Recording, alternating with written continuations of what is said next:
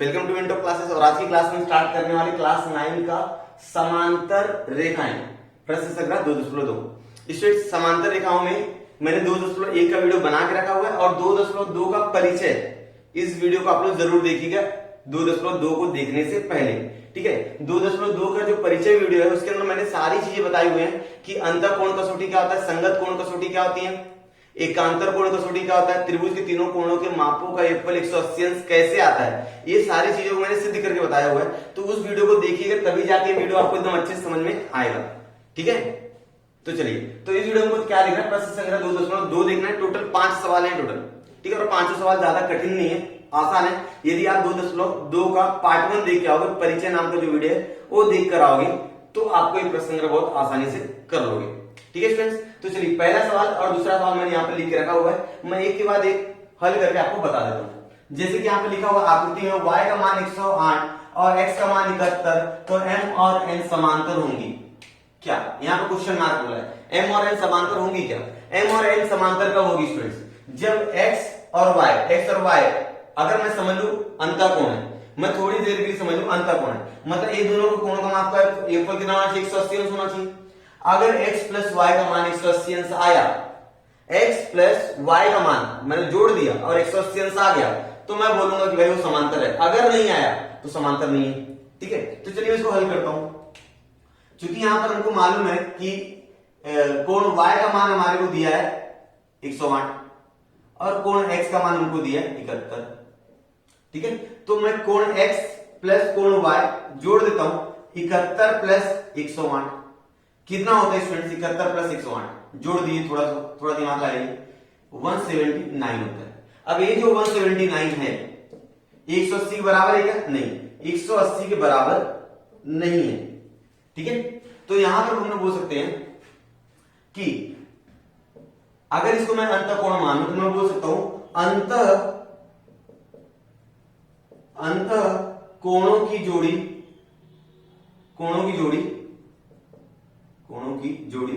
संपूरक नहीं है ना, संपूरक नहीं है, इसलिए मैं बोल सकता हूं रेखा M तथा रेखा N समांतर नहीं होंगी। रेखा M तथा रेखा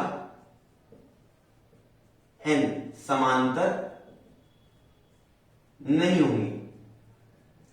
समझ में आ गया स्टूडेंट्स?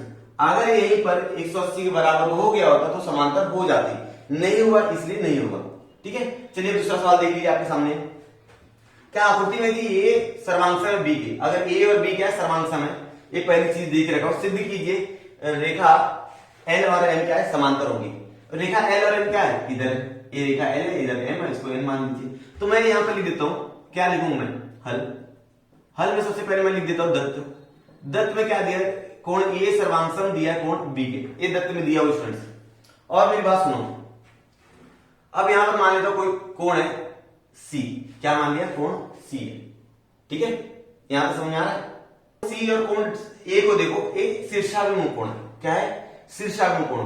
ठीक है, तो इसको दत्त मत लिखो, यहां पर लिख दो।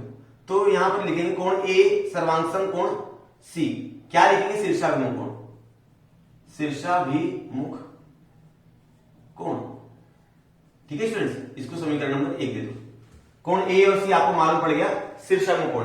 चूंकि मैंने बताया कि ए और बी क्या है? बराबर है, यहां पर लिखा हुआ है, तो कोण ए बराबर कोण बी है। ठीक है, तो मैं क्या लिख सकता हूं स्टूडेंट्स? मैं लिखूंगा कि भाई ये कोण ए की जगह कोण बी लिख सकता हूं मैं, क्योंकि ए और बी क्या बराबर है ना, तो मैं कोण ए की जगह पर कोण बी लिख देता हूं। क्या हो जाएगा मेरा आंसर? कोण बी प्लस कोण सी बराबर 180 नहीं, तो क्या लिख सकता हूं मैं? कोण बी बराबर सर्वांशम कोण सी। अब कोण बी और सी सर्वांशम कब होता है? ये देख लो, संगत कोण है। क्या है? संगत कोण है, इसलिए रेखा एल समांतर रेखा एम क्या लिखेगी? संगत कोण कसौटी, संगत कोण कसौटी। अब जब आपको मालूम है संगत कोण कसौटी में आपने सीखा है कि दो रेखाएं अगर समांतर जाती हो उसको तिर्यक रेखा प्रतिच्छेद करती हो, और संगत कोणों की एक जोड़ी अगर सर्वांग हो तो दोनों रेखाएं क्या होती है, समांतर होती है। ये आपको समझ में आ गया, बहुत आसान था। अब मैं करता हूं सवाल नंबर 3, इसको आप लोग नोटबुक में लिख सकते हो या तो स्क्रीनशॉट ले लो। स्टूडेंट्स मैंने यहाँ पर सवाल नंबर 3, सवाल नंबर 4 लिख के रखा है। 1 और 2 आपको समझा बहुत आसान था, 3 और 4 भी बहुत आसान है, खाली थोड़ा सा फोकस कीजिए, कॉन्सेंट्रेट कीजिए, आपको समझ में आएगा। क्या है तीसरा सवाल, आकृति में यदि ए और बी सर्वांगसम है, एक्स और वाई सर्वांगसम, तो सिद्ध कीजिए एल और एन, ये जो एल है ये वाला और ये क्या समांतर है, ये आपको सिद्ध करना है। ठीक है, ध्यान देंगे एकदम अच्छे से। ठीक है, अब देखिए यहां पर हल करते हैं लोग। हल करने पर जो के है ना वो एल एन का क्या है, तिर्यक रेखा है। रेखा के यह रेखा एल और रेखा एम की क्या है, तिर्यक रेखा है, तिर्यक रेखा है बराबर। और चूंकि यहां पर बी और ए क्या सर्वांगसम दिया है, बी और ए सर्वांगसम दिया, मतलब यहां का कोण और यहां का कोण क्या है, सर्वांगसम, मतलब वो संगत कोण दिख रहा है आपको। अगर ये दोनों कोण सर्वांगसम है तो संगत कोण कसौटी के हिसाब से एल और एम क्या हो जाएगा, समांतर हो जाएगा। बात समझ में आ रही है? चलिए यहां पर देखिए दत्त में लिखा है कि कोण ए सर्वांगसम है कोण बी के, इसका मतलब क्या बोल रहा हूं मैं, एल और एम क्या है, समांतर है, क्योंकि ये संगत कोण है। अगर संगत कोण की एक जोड़ी सर्वांगसम है तो दी की जो दोनों रेखाएं दी वो परस्पर समांतर रहने वाली है, ये आपको भी मालूम है। तो मैं बोल सकता हूं रेखा एल समांतर रेखा एम, क्या लिखोगे आप, संगत कोण कसौटी। स्टूडेंट्स इस चीज को समझने के लिए आपको इसके पहले जो वीडियो मैंने बनाया है 2.2 का पार्ट 1, वो वीडियो को एकदम अच्छे से देखिएगा आपको। ठीक है, तो चलो ये यहां पे समझ में आ गया, इसको समीकरण नंबर दे दो 1। ठीक है, अब दूसरी चीज देखिए, एम और एन की तिर्यक रेखा यहां पर पी मान लो, आपकी किताब में नहीं दिया है लेकिन यहां पर पी मानना है, इस रेखा का नाम नहीं दिया है, पी मान लेना है। किसका, तो हम लोग लिखोगे रेखा पी, यह रेखा एम और एन, एम और एन की क्या है, तिर्यक रेखा। क्या है स्टूडेंट्स, तिर्यक रेखा है। अब जब तिर्यक रेखा है तो यहां पर देखिए स्टूडेंट्स एक्स और वाई को बराबर बोला उसने, कोण एक्स बराबर सर्वांगसम रहेगा कोण वाई। अब अगर आप लोग देख रहे होंगे तो ये जो एक्स और वाई क्या दिख रहा है, एकांतर कोण दिख रहा है, जेड बना रहा है ना स्टूडेंट्स, यहां पर देखो जेड बना रहा है यहां पर। तो अब एकांतर कोणों की अगर एक जोड़ी सर्वांगसम है तो दी की दोनों रेखा क्या समांतर रहती है एकांतर कोण कसौटी से। ठीक है, तो हम लोग क्या बोलेंगे, रेखा एम समांतर रेखा एन, ये समीकरण नंबर 2। कैसे मालूम पड़ेगा स्टूडेंट्स, तो यहां पर लिख दी एकांतर कोण कसौटी, एकांतर कोण कसौटी। समझ में आ रही है मेरी बात? ठीक है, ये हो गया आपका दोनों। ठीक है, समीकरण 1 और 2 को देखो स्टूडेंट्स, आपको पूरा आंसर समझ में आ जाएगा। यहां पर एन किसके समांतर है, एम के, और यहां पर एम किसके समांतर है, एन के। एन समांतर एम के और एम समांतर एन के, मतलब मैं बोल सकता हूं कि एन समांतर रहेगा एल के, एम दोनों में ना, तो मैं ये दोनों से मैं बोलूंगा कथन 1 और 2 से। समझिए स्टूडेंट्स, जब यहां पर एल एम के समांतर है और एम यहां पर एन के समांतर है तो एम तो दोनों में है ना, तो मैं बोल सकता हूं एल समांतर रहेगा एन के, तो मैं लिखूंगा रेखा एल समांतर रेखा एन। ये क्या होगा स्टूडेंट्स, 7 हो गए। बहुत आसान था। ठीक है, समझ में आ गया आपको? चलिए अब अगला सवाल देख लीजिए आप लोग। आकृति में यदि किरण बी ए, कहां दिख रहे हैं आप, बी ए, किरण डी ई, ये दोनों क्या परस्पर समांतर है। तो मेरी बात बताइए, सी का मान यहां पर बोला उसने 50, कोण सी का मान उसने कितना बोला 50, और कोण डी का मान उसने बोला 100। ठीक है, तो एबीसी का माप ज्ञात करो। ये जो एबीसी है ना स्टूडेंट्स, यहां पर देखो ये एबीसी, इसका माप आपको ज्ञात करना है। तो मेरी बात सुनिए स्टूडेंट्स, अगर मैं यहां से स्ट्रेट लाइन खींच दूं, स्केल से खींचिएगा आप लोग, यहां से मैं इसके एक लाइन खींच दूं स्ट्रेट, तो क्या हो जाएगा, इसको नाम दे दो आप लोग पी क्यू। क्या नाम दो, पी क्यू। ठीक है, तो मैं क्या बोलूंगा, समांतर खींचूंगा, तो मैं यहां पर बोल सकता हूं कि हल कि किरण जो बी ए है वो समांतर है आपका किरण डी के। किसके समांतर है? डीई के। इतना समझ में आएगा, ये तो लिखा ही हुआ है, उसकी बात छोड़िए अब। अब जो ए बी है वो पी क्यू समांतर है, आपने माना है। तो किरण बी ए, किरण लिखिए यहां पर, किरण बी ए समांतर रेखा पी क्यू। बराबर, मेरी बात समझ में आ रही है? ये रेखा है, पी क्यू क्या है? रेखा है, बराबर। अब सुनिए, बी ए डी के समांतर है और बी ए पी क्यू के समांतर है, मतलब ये दोनों एक दूसरे के समांतर हो जाएंगे। तो मैं लिख सकता हूं, इसलिए किरण, किरण लिखिए यहां पर, किरण डीई समांतर रेखा पी क्यू। मतलब कहने का है, अगर मैं ये तीनों को देखूं तो ये तीनों रेखाएं परस्पर क्या समांतर है। तो मैं क्या बोल सकता हूं, इसलिए किरण बी ए समांतर किरण डीई समांतर रेखा पी क्यू। ठीक है, यहां से समझ में आ गया, एक दूसरे क्या समांतर है। तो मेरी बात ध्यान से सुनिए स्टूडेंट्स, यहां पर ई डी सी, अगर ये दोनों समांतर हैं, तो अगर ये दोनों समांतर है, डीई और पी क्यू समांतर है, तो डीसी क्या आ जाएगी? किसी रेखा हो जाएगी। तो इसी प्रकार मैं लिखूंगा कि किरण डीई समांतर रेखा पी क्यू और डीसी यह इनकी तिर्यक रेखा है। क्या है? तिर्यक रेखा है स्टूडेंट्स। जब तिर्यक रेखा है तो यहां का कोण और यहां का कोण क्या रहेगा? सर्वांगसम रहेगा, मतलब एकांतर कोण, बराबर। तो चलिए मैं लिख देता हूं उसको। तो आप क्या बोलोगे? कोण ई डी सी सर्वांगसम रहेगा कोण डीसीपी। क्या लिखोगे? एकांतर कोण। ठीक है, चूंकि आपका डी का मान कितना दिया? 100 है, तो डीसीपी का मान कितना हो जाएगा? इसलिए कोण डीसीपी का मान हो जाएगा आपका 100। समझ में आ रही मेरी बात? डीसीपी, कोण डीसीपी, ये जो स्टूडेंट डीसीपी है ना, डीसीपी यहां पर कोण का विभाजन हुआ है। पहला डीसीबी और बीसीपी, यहां पर दो कोण बन गया। देखो, एक कोण यहां पर है और दूसरा कोण यहां पर है। तो पहला कोण डीसीबी लिख दो आप लोग, कोण डीसीबी प्लस कोण क्या रहेगा? बीसीपी। ठीक है, चलिए अब ध्यान दीजिएगा, डीसीपी का मान आपके पास मालूम है 100 है, तो मैं यहां पर लिखता हूं 100 बराबर। अब डीसीबी का मान हमारे पास 50 है, ठीक है ना, प्लस बीसीपी का मान हमको निकालना है। ठीक है स्टूडेंट्स, यहां तक समझा? इसलिए बीसीपी का मान हो जाएगा 100 माइनस 50, आ जाएगा आंसर 50। ये क्या आ गया? बीसीपी का मान आ गया। ठीक है स्टूडेंट्स, आप लोगों को यहां तक समझा होगा। चलिए अब इसका आगे कर लेते हैं। तो बीसीपी का मान हमारा आ गया 50। तो चूंकि स्टूडेंट्स आप लोगों को मालूम है कि ए बी और पी क्यू क्या है? समांतर है। ठीक है, किरण जो बी ए है वो समांतर है रेखा पी क्यू। किसकी समांतर? रेखा पी क्यू के बराबर। अगर वो समांतर है स्टूडेंट्स, तो मुझे बताइए यहां का कोण और यहां का कोण क्या रहेगा? अंतःकोण रहेगा। ठीक है, और अंतःकोणों के मापों का एक कितना होता है? 180 अंश होता है। ठीक है, तो मैं इसको यहां पर हल करता हूं स्टूडेंट्स आप लोग के लिए कि ए बी सी कोण रहेगा ए बी सी प्लस कोण रहेगा बीसीपी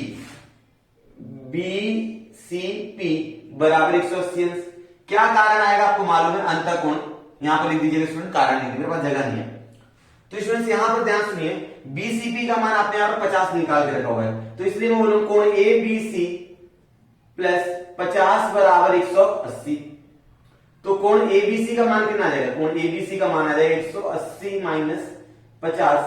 तो कोण एबीसी का मान आ गया स्टूडेंट्स कितना? 130 अंश।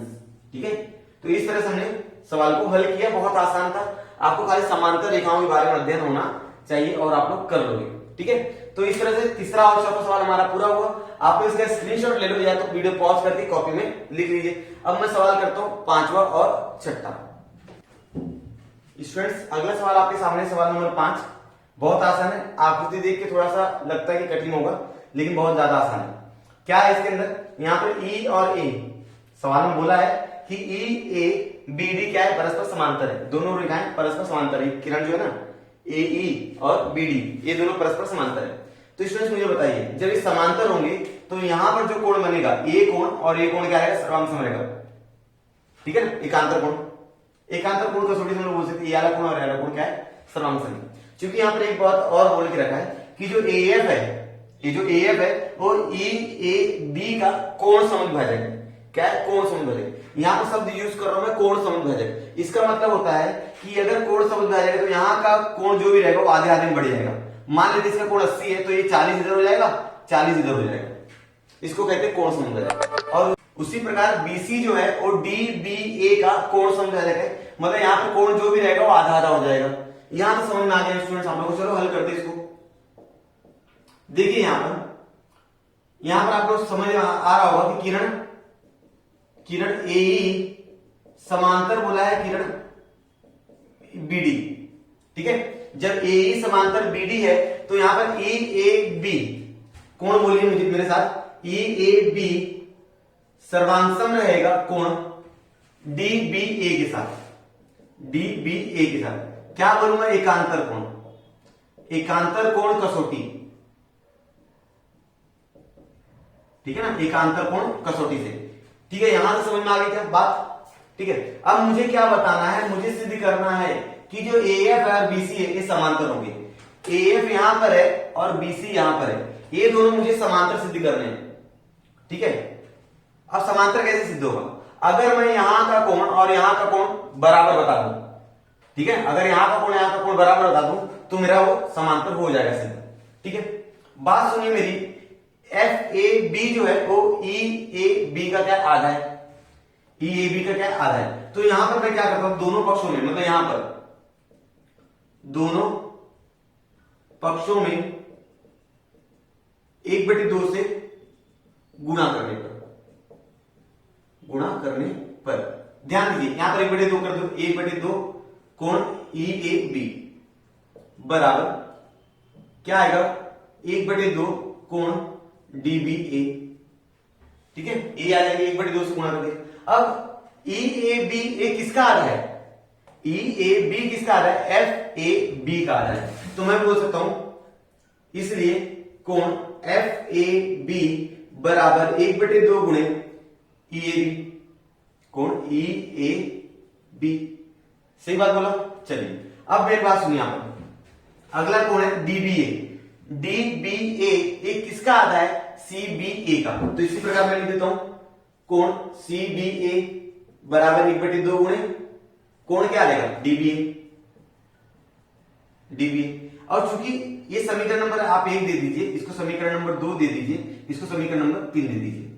अगर आप लोग देख रहे होंगे तो ये दोनों तो ऑलरेडी बराबर है ना स्टूडेंट्स, ये दोनों तो बराबर है, तो ये दोनों यहां पर आ रहे हैं, मतलब इनका दायां पक्ष क्या है, बराबर है।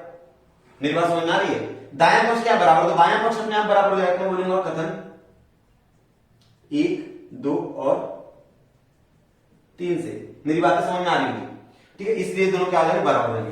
कोण FAB बराबर रहेगा कोण CBA के, FAB CBA, ये दोनों क्या है, एकांतर कोण है, ये दोनों क्या है, एकांतर कोण है। अब एकांतर कोण है तो किरण AF जो रहेगा वो समांतर रहेगा किरण CB के। क्या कारण लिखेंगे, एकांतर कोण कसौटी।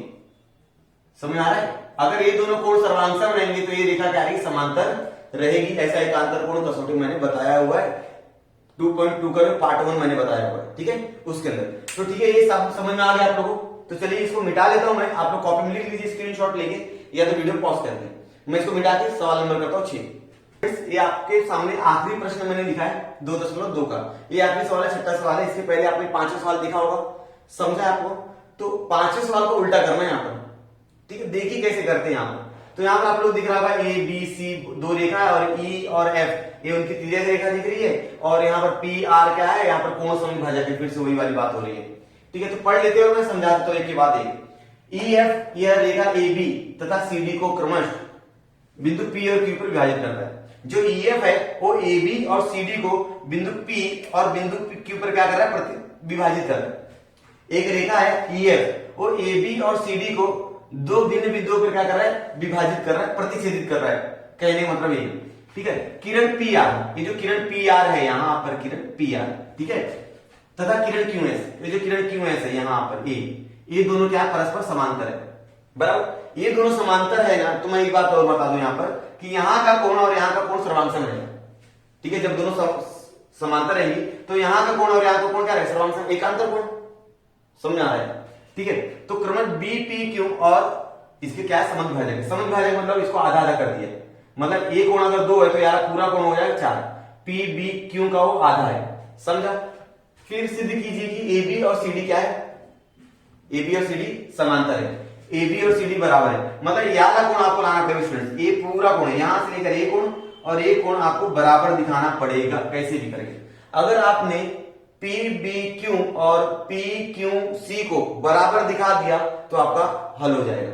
देखिए हल क्या करना है हमको, हल करने के लिए हमारे पास दिया क्या है, हमारे पास दिया है कि किरण, किरण क्या, किरण हमारा पी आर, समांतर है किरण, किरण बोलो क्या नाम है, किरण एस क्यू के या क्यू एस बोलिए, जो भी आपको पसंद है, ठीक है। इस प्रकार मैं बोलूंगा कि पी आर पी क्यू कोण आर पी क्यू सर्वांगसम रहेगा कोण पी क्यू एस के, पी क्यू एस के बराबर स्टूडेंट्स एकांतर कोण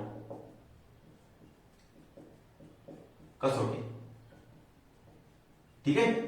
तो इस प्रकार मैं ये दोनों बराबर हो गए, इसलिए मैं बोलूंगा बराबर बोलिए सर्वांगसम बोलिए, बात एक ही होता है, तो मैं यहां पर बराबर बोल देता हूं, एक बार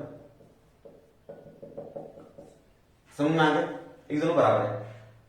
अब स्टूडेंट सुनिए मेरी बात, ये जो पी आर पी क्यू है, ये आर पी क्यू जो है ये पी बी क्यू का क्या आधा है, क्यों, क्योंकि आपको मालूम है क्या है वहां पर प्रतिच्छेदी समद्विभाजित किया हुआ है, ठीक है ना। आप यहां से लेकर ये जो लाइन है यहां से लेकर यहां तक की लाइन आप वापस यहां पर लिख सकते हो, लिखने का मन किया तो, नहीं किया तो कोई बात नहीं।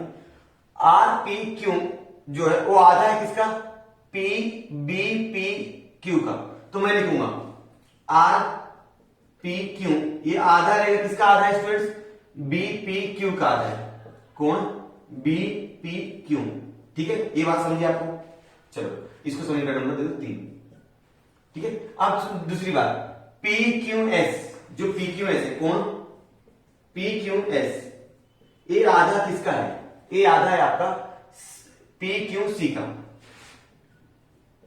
पी क्यू सी का, बराबर। मेरी बातें समझ में आ रही हो आपको, इसको 2 नंबर दो और इसको 3 नंबर दो, ठीक है। अब ध्यान से देखिए बच्चों, अब ध्यान से देखो, बहुत ज्यादा जरूरी है कि यहां पर आर पी क्यू और पी क्यू एस क्या बराबर है, समीकरण 1 में मैंने पहले बता दिया, तो यहां पर आर पी क्यू और पी क्यू एस क्या है, बराबर है। अब इसका जो बायां पक्ष है स्टूडेंट्स, बायां पक्ष आपको समान दिख रहा है, तो बायां पक्ष बराबर दायां पक्ष भी क्या हो जाएगा, बराबर हो जाएगा, तो मैं लिखूंगा कथन 1 2 और 3 से, 1 2 3 से क्या मालूम पड़ा कि 1 2 3 से भाई ये दोनों बराबर है, इसलिए यहां पर बायां पक्ष बराबर हो गया। अब जब किसी कथन का या किसी समीकरण का बायां पक्ष बराबर हो तो दायां पक्ष अपने आप बराबर हो जाता है, तो मैं लिख सकता हूं 1/2 गुणे बी पी क्यू बराबर 1/2 गुणे कोण लगा दो, यहां पर कोण लगाना जरूरी है, पी क्यू सी, 1/2 कट गया, अब क्या बच गया, कोण बी पी क्यू बराबर कोण पी क्यू सी, ये दोनों बराबर आ गए, बी पी क्यू बराबर आ गया पी क्यू सी के बराबर आ गया, ठीक है। अगर ये दोनों कोण सर्वांगसम हैं तो एकांतर कोण कसौटी के अनुसार ये जो ए बी है और जो ये सी डी है ये क्या हो जाएंगे, समांतर हो जाएंगे, इसलिए मैं बोलूंगा क्या बोलूंगा, रेखा ए बी समांतर रेखा सी डी, क्यों, कारण क्या आ जाएगा, एकांतर कोण कसौटी, एकांतर कोण कसौटी, समझ में आ रही होगी मेरी बातें, ठीक है। ये हो गया आपका सवाल, कितना आसान था, देखो 5वें का उल्टा ही था, ज्यादा उल्टा ही था, देख रहे हो आप लोग, ठीक है। तो स्टूडेंट्स आप लोगों को वीडियो पसंद आया होगा, एकदम आसानी से मैंने किया हुआ है। यदि आपको वीडियो पसंद आए तो क्या करना, आपको वीडियो को लाइक कर देना है, यदि आप लोगों ने चैनल को अभी तक सब्सक्राइब नहीं किया तो प्लीज चैनल को सब्सक्राइब कर दीजिए, और अगर आपके और भी दोस्त हो तो उनके साथ भी वीडियो को क्या कर सकते हो, आप लोग शेयर कर सकते हो, और हम लोग मिलते हैं नेक्स्ट वीडियो में, तब तक के लिए धन्यवाद।